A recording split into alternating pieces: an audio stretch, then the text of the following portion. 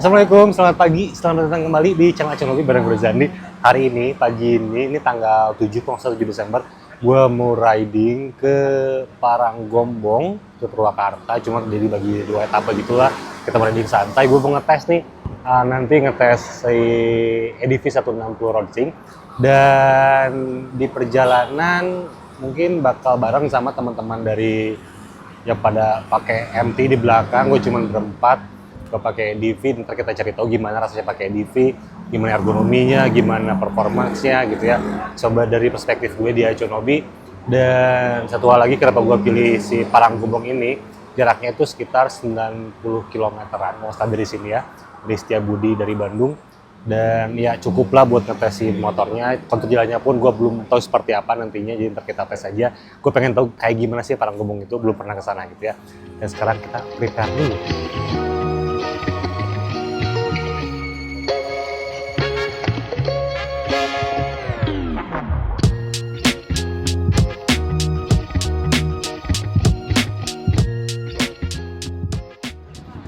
Oke, bismillahirrahmanirrahim. Kita prepare berangkat. Cuacanya mendung banget dan hujan sebenarnya. Tadi kita nunggu lama di sini, hampir 40 menit mungkin ya. Beberapa menit kita nungguin. Coba kita lihat jamnya. Oke, udah hampir 1 jam nungguin di sini, nungguin hujan reda dan jalannya basah, jadi kita harus lebih hati-hati. Mudah-mudahan dilancarkan dan aman. Oke, udah jalan 14 kilo, gue belum isi bensin. Jadi buat ngecek feel to feel-nya agak terganggu sih ya. Kita start dulu aja, kita cari impresinya. Kita cari tahu impresi dari si motor ini. Sekarang kita jalan. Mungkin ada perubahan rencana destinasi, cuman kita dibahas di jalan lah ya. Yang pasti kita sekarang menuju ke daerah Pareang dulu untuk nyate di sana, sarapan di sana. Ya cukup lah ya. Oke, bismillahirrahmanirrahim. Bismillahirrahmanirrahim. Oke, dan kemarin gue sempat pakai motor ini tuh kan ke touringnya HBD kan, Honda Bikers Day. Gue berangkat pakai motor ini ke Garut dan itu tuh motornya masih 0 km. Maksudnya belum dipakai sama sekali, motor baru banget. Dan di situ gue ngerasa banget perbedaan yang signifikan dari power motornya.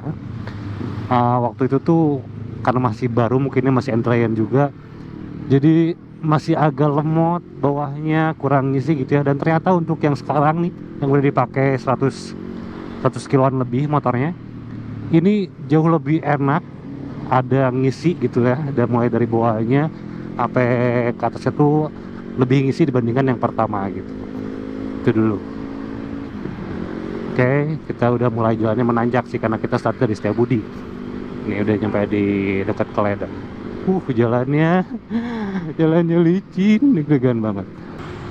Oke, dan ngomongin soal ergonominya, kalau misalnya kita ridingnya santai gitu ya, ini buat gue cukup banget. Buat yang tingginya 181 cm, itu tinggi badan gue itu 181 cm. Kalau misalnya pakai santai, ini tuh pas banget, nyaman banget gitu. Gue nggak pegel, kalau misalnya pengen gue di kotaan, itu tuh enak, nyaman gitu, nggak capek. Posisi kakinya sih terutama, gue suka banget posisi kakinya yang posisi di tengah gitu ya, posisi kita netral itu apa ya, luas banget gitu untuk posisi kakinya, gue suka. Tapi kalau misalnya selonjoran, memang ini tipikalnya kita yang harus keluar kakinya, bukan yang full bisa selonjoran sih, terutama buat kaki gue yang lumayan agak panjang ya gitu. By the way, ini bannya menggunakan semi dual purpose. Untuk bannya di bawahnya kalian mungkin pada tahu, cuman memang karakternya lebih soft menurut beberapa reviewer yang bilang. Kalau sejauh ini sih gue merasa masih enak-enak aja dengan jalanan seperti ini. Lembab, cuman emang licinnya licin, karena ya situasi seperti ini sih pasti licinnya lebih kerasa ya gitu.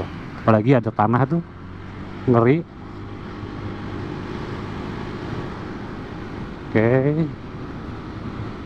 Oke, dengan kontur jalan yang menanjak seperti ini, gue ngerasa kikinnya tuh di atas 60 km per jam. Itu baru ngerasa motor yang sedikit berakselerasi di situ.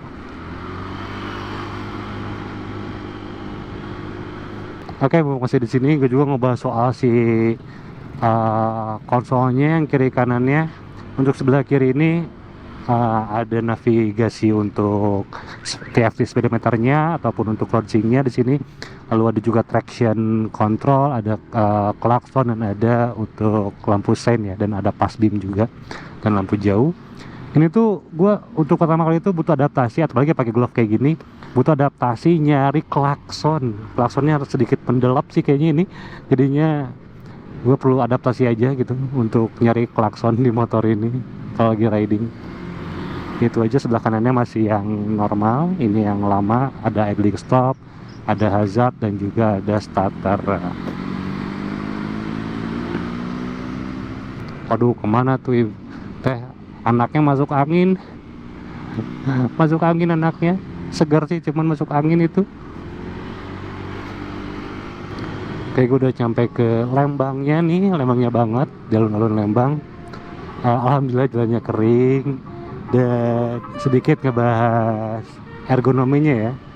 Selain tadi kaki gue tuh lebih santai, ini posisi stangnya dia lebih lebar dibandingkan dengan PCX. Dengan PCX tuh dia lebih lebar, cuman dekat, posisinya dekat ke kita gitu, nggak sampai harus maju ke depan. Posisinya enak gitu, handlingnya juga jadinya terkontrol buat gue untuk posisi stang seperti ini. Cuman ntar kita nggak tahu waktu sedikit dibawa agresif akan seperti apa rasanya, ntar kita coba juga tes ya gitu. Oke, kita bentar lagi masuk ke hutan pinus. Ini jalanannya nanjak sih sebenarnya, nanjak banget. Cuman landai nggak kelihatan gitu. Jadi speed motor pasti kerasa drop banget di sini untuk jalanan pohon pinus ini. Paling top speed nggak akan nyampe 100 walaupun kita udah gaspol nih ya. Ini nggak akan nyampe 100 nih di sini. Nih gue sedikit agak menekuk ke belakang buat kakinya biar lebih enak buat kontrol motornya. Di jalanan udah ke Lembang nanti bakal kepake kalau menurut gue dengan posisi kaki yang seperti ini. Segar. Wow. Nah di sini nih, untuk dari sini ini jalannya turun terus. Mungkin di sini kita bisa tes gimana performa suspensinya, performa stability-nya dari si motor ini, dan juga brakingnya. Ini bakal kerasa kalau di sini nih, kerasa banget. Oh, wah, gue baru pertama kali kesini udah nggak ada warung-warung ya. Aspalnya oke, aspalnya enak. Mana ya untuk suspensi? Jalan rusak. Oke, masih diam di jalan rusak. Nah, kita udah masuk nih, udah masuk Gracia, jalannya udah mulai menikung dan sedikit rata untuk kontur jalan di sini.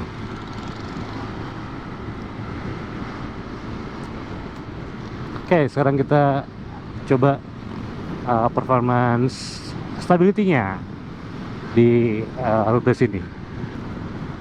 Oke, jalannya juga oke buat ngetes nih ya. Ada bumpy-bumpy-nya di tikungan. Oke, masih aman. Kita kena bumpy di tikungan. Depannya diem banget sih kena bumpy. Oke, brakingnya oke. Depan belakang bumpy lagi. Oke.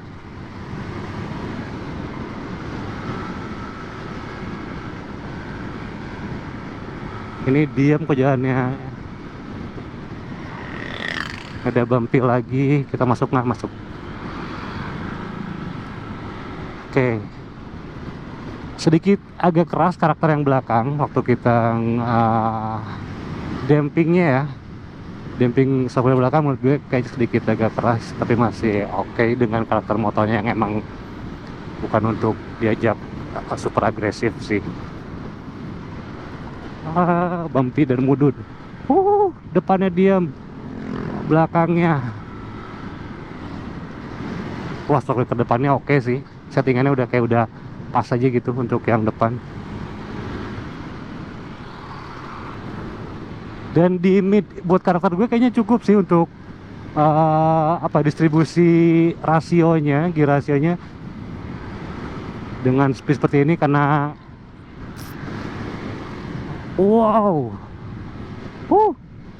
Kita loncat dikit. Wow. Benar-benar kepotong soal ngomongin rasio ya. Oke, hati-hati ada tanah, kalau hujan nih pasti licin banget.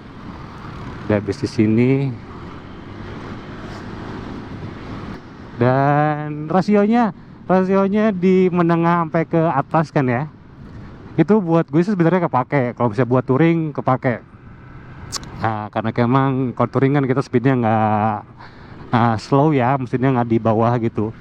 Nah, jadi kalau buat touring ini bakal enak buat kita open throttle-nya. Emang nggak langsung nyambak gitu ya, cuman masih ngisi gitu, enak dari menengah ke atasnya.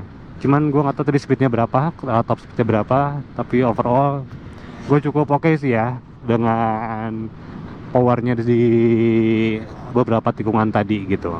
Masih ngisi lah, cukup gitu untuk sebuah motor 160 cc gitu. Tapi kalau buat stop and go mungkin ada sedikit PR di bagian bawahnya di perkotaan. Buat teman-teman yang suka akselerasi yang instan gitu ya, itu mungkin perlu sedikit perubahan, cuman terkait bahas di akhir lah. Jadi buat stop and go nya nggak langsung jambak untuk motornya, dia lebih linear sampai ke mengisi sampai ke top speednya. Oh, mana tahu dari awal. Duh, lagu Taruh dari Nadine lagi nempel banget di kepala gue, parah.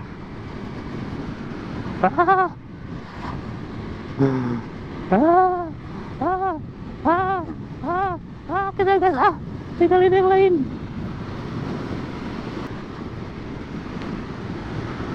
Wah, lagi enak sih nih, udah enak grip bannya.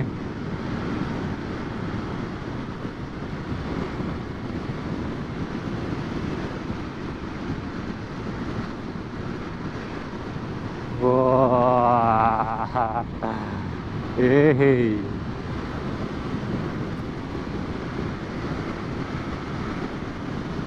Oke, vibrasinya di 100 km per jam sedikit banget kerasa, cuman overall aman banget kalau ini. Kita coba masuk di sini ya. Oke, masih aman, nggak ada goyang.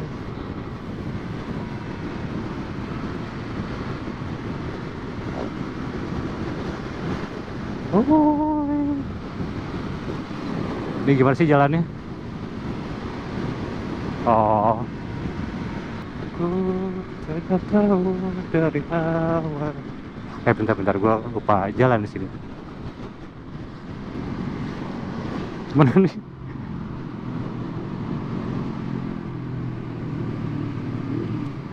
Betul.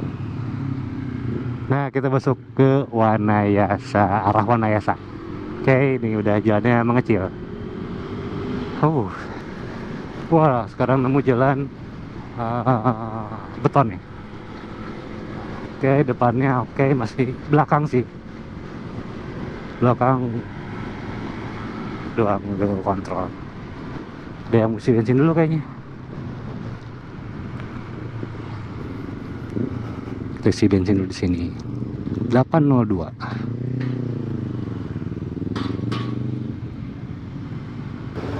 Oke, kita jalan lagi. Ternyata tadi Fikar mau ke toilet. Stiker high on yang ini oke ya, cuma di belakang ya. Gue belum stok lagi. Bismillah. Alhamdulillah udah nyampe sini. Bismillahirrahmanirrahim. Bismillahirrahmanirrahim. Surprisingly, motor ini sebenarnya buat diajak sedikit agresif kayak tadi gitu ya, ini enak sih. Kalau misalnya jalannya rata aspal tuh ya, ini udah oke banget. Shock breaker depan belakangnya sebenarnya jalan yang mulus kayak gini nih. Kita tadi masuk di 100 sempatnya 90 km/an gitu ya per jam. Itu diem banget belakangnya sebenarnya gitu. Cuman emang waktu ada bumpy itu kerasa sedikit lebih keras karakter shock belakangnya gitu. Cuman overall oke sih, karena dia juga bukan motor sport tapi motor matic, SUV kota lah gitu kan, dominan mungkin di kota nantinya. Ini performance-nya dari stability-nya, dari kayak kaki yang shock breaker-nya tuh enak banget. Motornya nurut sih. Dan untuk braking, sekarang kita main braking ya, karena jalan kecil-kecil ini depan belakang cukup sih buat konstruksi dari bawaan pabriknya dengan spesifikasi mesinnya. Ini tuh pas banget untuk braking. Yang belakang tuh lebih empuk dari yang depan. Yang depan lebih solid untuk brakingnya. Bisa kebayang kontrolnya sebelah mana buat kita posisi berhentinya gitu ya. Itu enak untuk remnya. Untuk spesifikasinya kan dia tuh ABS single channel untuk depan, dan untuk fitur lainnya dia ada traction control itu di luar braking. Cuma untuk brakingnya, untuk depannya itu dia di setengah inch, mungkin di ukuran pistonnya tuh di 11, sekian lah ya, saya 12 kalau nggak salah. Yang belakang tuh 11 inch, mungkin di 12,3, 12,5, 12 komaan lah untuk yang belakang, lebih besar untuk seal piston remnya untuk yang belakang, karena emang mungkin dia jarak selang remnya lebih panjang, jadi membutuhkan seal yang lebih besar gitu. Dan jadinya tapi lebih empuk yang belakang gitu, kita lebih bisa kontrol yang belakangnya, kedalamannya. Tapi yang depan ini solid sih, langsung solid braking pointnya. Ini cukup banget buat bawaan standarnya, motornya udah sangat cukup untuk remnya, nggak perlu macem-macem. Kalau misalnya mau upgrade mungkin bisa sih ya, bisa mulai dari si selang remnya dulu, itu bakal bisa mengoreksi braking point kalian lebih tepat lagi gitu. Oke, enak. Ini jalannya rusak nih ya, kita di 80 km per jam, ngautin bumpy, nggak kerasa sih kalau di speed tinggi lurus, ini nggak kerasa sih. Ini bumpy lagi nih, oke, masih oke ya, masih di under control. Masuk tikungan, bumpy juga, kita nikung di 70, oke. Wah enak sih, aman sih ya, nggak bikin. Kita bumpy 85, terus bumpy, kayak gue duduk nih, nggak berdiri, gue duduk, total duduk.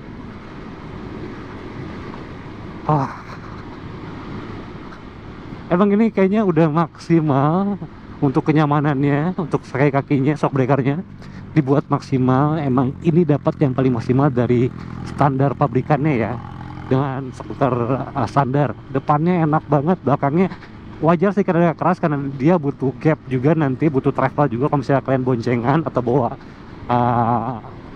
bawa barang-barang yang cukup banyak, terutama boncengan lah, itu pasti jadinya lebih empuk, jauh lebih empuk untuk yang belakang gitu. Jadi sedikit lebih keras dibuatnya kalau bisa kita sendirian. Dan untuk informasinya dulu, karena kita bakal beda feelsnya kalau misalnya ngomongin soal shock breaker, karena kita beda berat badan kemungkinan. Jadi berat badan gue itu di 100, berat badan, tinggi badan 181 cm, dengan bobotnya itu sekarang lagi di 71 kg. Itu mungkin akan jadi salah satu acuan kalian lah buat ngebayangin gimana rasanya shock breaker dari EDV ini gitu. Tapi buat gue ini oke sih, gue nggak mau. Kalau misalnya gue ganti jadinya pakai yang aftermarket, dia pasti lebih progresif, dampingnya lebih oke, ribuan bisa dikontrol, cuman pasti feelsnya lebih keras biasanya kayak gitu. Ya mungkin untuk performance oke lah kita ganti ke yang aftermarket.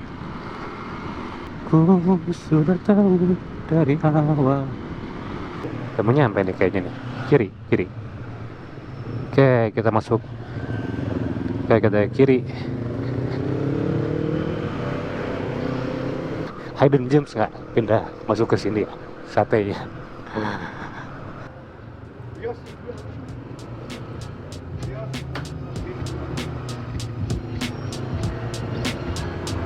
Sampai.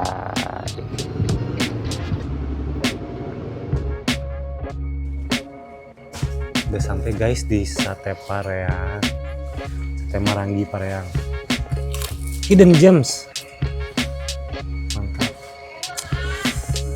Bukan hidup kalau tanpa sambal, bos. Sambal tuh paling sambal. Menyala gadku.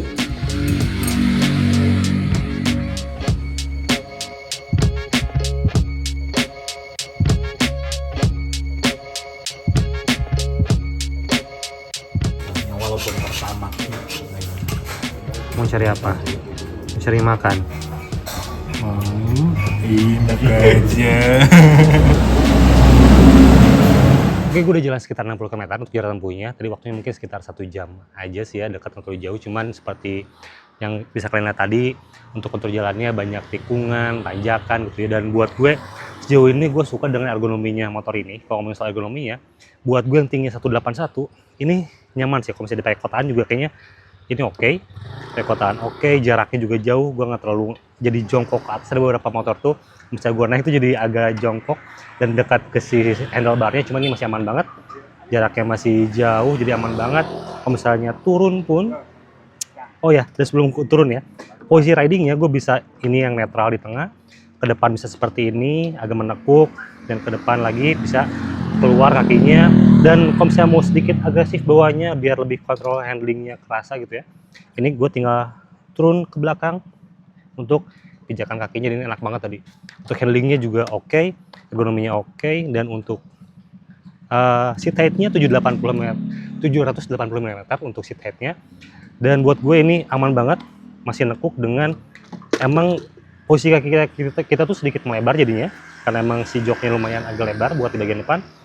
Dan ini masih leluasa sih kalau buat gue ya, leluasa banget, aman. Dan kelebihannya ergonominya oke, handlingnya juga oke. Gue tadi bisa masuk di beberapa tikungan dengan cepat dan diem motornya, sebelah ke depan, sebelah ke belakang, dengan jalan yang bagus tuh enak banget. Kontrolnya enak, suspensinya enak gitu ya. Cuman emang sedikit agak keras aja buat di kontur-kontur jalan tertentu untuk yang belakangnya. Cuman itu normal buat motor 160 cc. Dan sedikit kekurangannya mungkin bagian torsi bawahnya aja, mungkin nggak semua orang suka. Cuman buat gue ini masih normal banget.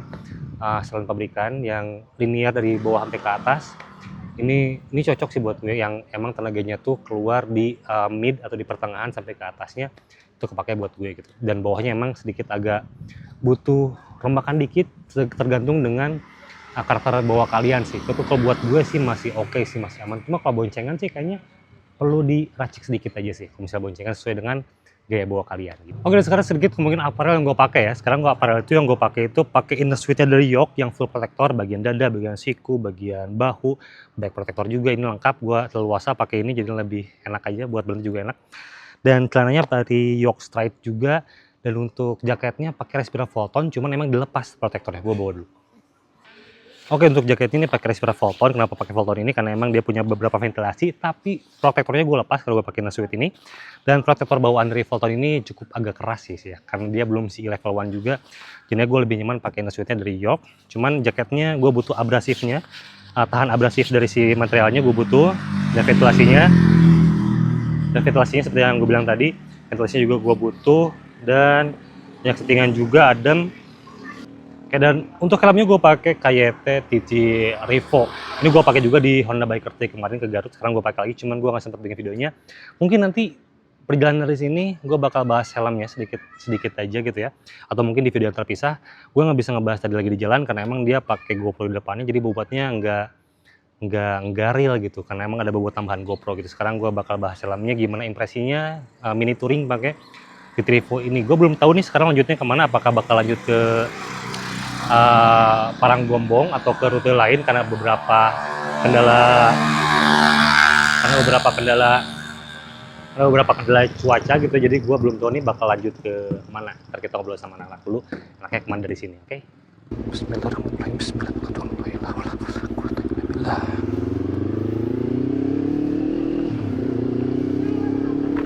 Oke,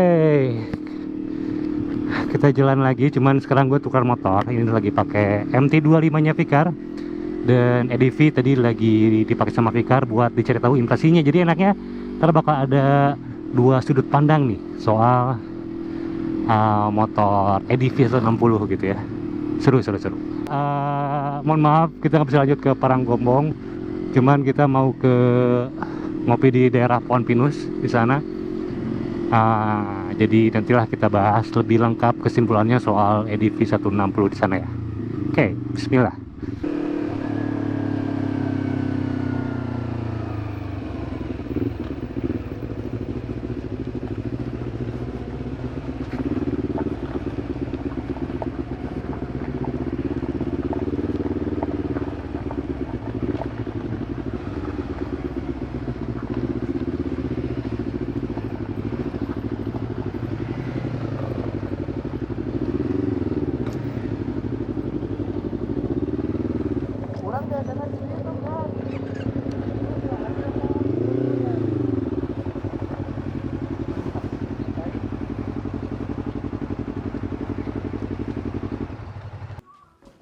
Guys, kita udah nyampe buat kayaknya spot terakhir deh sebelum pulang sih. Ini ngopi di warung Piusan, tempatnya enak banget.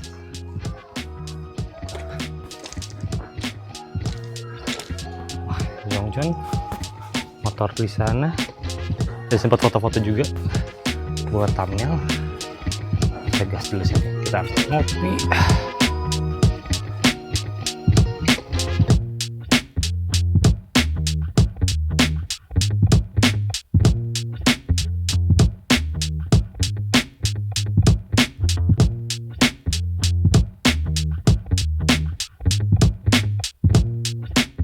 Oke, jadi kita udah riding sekitar ada 90 km lah ya. Ya, Sekitar itu kita harusnya ke Paranggombong, cuman karena bukan trouble, cuma kendala cuaca, kita milih buat ke sini.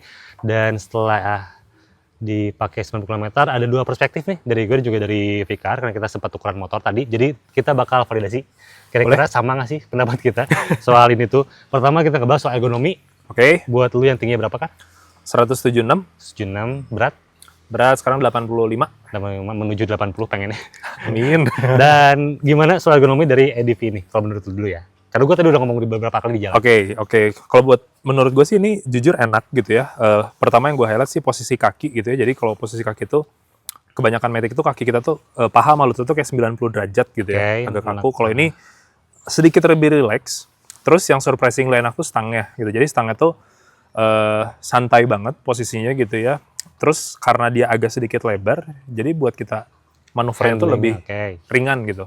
Oke, dan itu terjadi juga di gue sama dengan tinggi yang 181 lebih tinggi. Biasanya susah dapetin Matic yang nggak jongkok. Yes, dan di sini tuh buat gue tuh nggak jongkok, tidak gue jelasin ya. Ada gap yang lumayan juga antara lutut juga si handlebarnya itu aman, ergonominya posisi netral, dan posisi selonjoran emang nggak selonjoran banget, cuman masih bisa relax di situ buat kita lagi santai ridingnya. Mau agresif pun ternyata bisa kita mundur dikit ke belakang. Bener, masih bisa. Itu dan dibantu juga dengan handlingnya, dengan handlebar yang lebar ternyata nggak sesulit itu, malah jadi mempermudah. Itu untuk ergonomi, untuk touring, untuk kotaan aman sih ya. Aman Itu dari kita berdua sama sih validasinya untuk ergonomi, enak banget motor ini. Yang kedua tuh soal power. Oke. Gitu. Kalau menurut lu kayak gimana soal powernya motor ini? Power menurut gua ini cukup sih ya, maksudnya 160 atau 150 lah di kelasan Matic yang lainnya. Kurang lebih hampir sama, cuman mungkin yang menarik tuh power bandnya gitu ya. Kalau menurut gue sendiri, somehow ini bakal lebih enak untuk kecepatan 50 ke atas itu kayak power sama torsinya lebih kerasa gitu. Cuman kalau di bawah memang ya biasa aja lah ya, nggak ada yang spesial gitu. Tadi kebetulan nyobainnya trafficnya ya agak semi luar kota gitu ya. Jadi tuh enak banget jujur buat 50-60 nyalip tuh langsung ada terus gitu. Emang sama juga gue jelasin di jalan, emang powernya keluar di 60 km per jam, 60 km per jam ke atas, itu enak banget, kita ngisi banget, buat nyalip juga jadi nggak ragu. Cuman memang untuk stop and go di perkotaan, tapi ini referensi masing-masing ya, ada yang suka atau enggak, cuman beberapa orang yang sukanya jambak banget dari bawah, mungkin perlu sedikit perubahan. Harus cuman kalau misalnya itu tinggal geser power band pakai ganti roller lah gitu kan, main CVT aja udah cukup gitu ya. Kan udah power untuk motor 160 cc kayaknya udah sangat cukup gitu ya, dengan kebutuhan kita di Indonesia, buat di kotaan, buat touring masih di pulau yang sama, itu masih oke banget motor ini. Enak buat powernya, yaitu notch-nya di speed 90, bahkan 90 tuh ngisinya masih ngisi banget, masih padat lah. Masih padat, jadi enak powernya, oke juga nih, cukup lah gitu, kita nggak perlu apa-apain lagi gitu. Dan yang terakhir soal yang pasti banyak dibahas itu soal suspensi. Karena motor ini diem, banget. Jujur gue awalnya underestimate karena ini motor kan bahasanya kayak SUV-nya motor lah ya. Ground clearance juga dia tinggi 165. Betul, pas pertama kali ngeliat travel suspensinya panjang, mikirnya ini kayaknya bakal limbung deh. Ternyata salah sih gitu. Memang travel suspensi panjang tuh kita ngebantu banget pas jalan bumpy. Itu keredam banget, jadi motornya diem. Tapi pada saat kita high speed gitu ya, misalnya kecepatan 70, 80 kita paksa belok, limbungnya minim banget. Gitu, bahkan cenderung motornya lebih diem gitu. Tapi ya paling tadi kendalanya tuh lebih kayak ban bawaan, mungkin karena bannya dual purpose. Jadi mungkin kita nggak bisa compare sama ban yang udah ban khusus di aspal ya. Iya, betul. Gitu. Tapi overall ini handlingnya amazing sih, enak sih. Dan yang juara itu kalau buat gue soal shock breaker depannya. Shock breaker depannya itu enak banget, ini diem banget, jalan bumpy, lagi nikung jalan bumpy, ini tuh diem banget, depannya reboundnya enak, dampingnya enak, semuanya enak lah untuk ke depan. Untuk yang belakang sebenarnya cukup, Cuman emang ada sedikit catatan kalau misalnya kita lagi dapat jalannya bumpy tapi di tikungan, Ya, itu benar. ada rebound baliknya yang nggak nyaman, tapi ya nggak nyusahin juga. Kita nggak sampai geser pantatnya, nggak sampai keluar, nggak sampai ngebuang motornya, Ya. itu enak belakangnya. Jadi shocker belakangnya emang dibikin agak kaku, cuman ya itu balik lagi ke soal berat badan kita masing-masing. Kata itu ngaruh ke side-nya kita juga. Gue sekarang 71 kilo, Vicar 85 pasti punya feels yang berbeda soal shockbreaker, terutama yang shockbreaker belakang gitu. Itu pasti berbeda. Jadi itu perlu di-highlight sama kalian. Bobot kita beda, mungkin bakal beda juga feels-nya nanti soal penggunaan motornya gitu. Itu aja sih dari kita. Dan untuk BBM sayangnya gue tidak ngetes, tadi lupa ngisi bensin juga dan masih full, ternyata ya cukup irit lah untuk BBM. Dan yang terakhir itu soal TFT screen-nya, speedometernya, ini buat gue ngebantu sih. Ini futuristik, enak liatnya, dan jelas banget, ini modern banget. Kalau buat lu kayak gimana? Setuju. Gue juga jujur ini motor pertama yang gue coba dan pakai TFT screen. Ternyata visibility-nya tuh enak banget gitu. Apalagi tadi siang lumayan agak terang, tapi ternyata dia tetap jelas kelihatan gitu. Sama ya paling penting kayak fresh aja gitu ngeliat speedometernya, informatif juga sih. Iya betul. Dan Gitu. satu lagi yang terakhir, braking. Ini simpel aja. Braking mereka ABS, single channel depan doang ABS-nya. Dan entah kalau dulu gimana Fakar, cuman gue tuh sebenarnya untuk standar pabrik cukup dengan penggunaan yang ya sesuai dengan motornya lah gitu. Cuma kalau misalnya kalian mau upgrade performance, emang bisa banget untuk meningkatkan performa di brakingnya, terutama yang belakang menurut gue ya. Dia tuh ngerem empuk, cuman kadang-kadang somehow terlalu empuk juga buat yang belakang. Mungkin step awalnya bisa ganti selang rem dulu aja buat yang belakang sih. Betul. Itu aja sih. Dan ya kalau misalnya kalian mau ngoreksi braking point lebih sesuai dengan yang kalian mau, ya harus upgrade sih, itu aja. Benar harus upgrade. Kan? Sekian dari kita jalan-jalan kali ini, dan sampai jumpa di video berikutnya. Wassalamualaikum warahmatullahi wabarakatuh.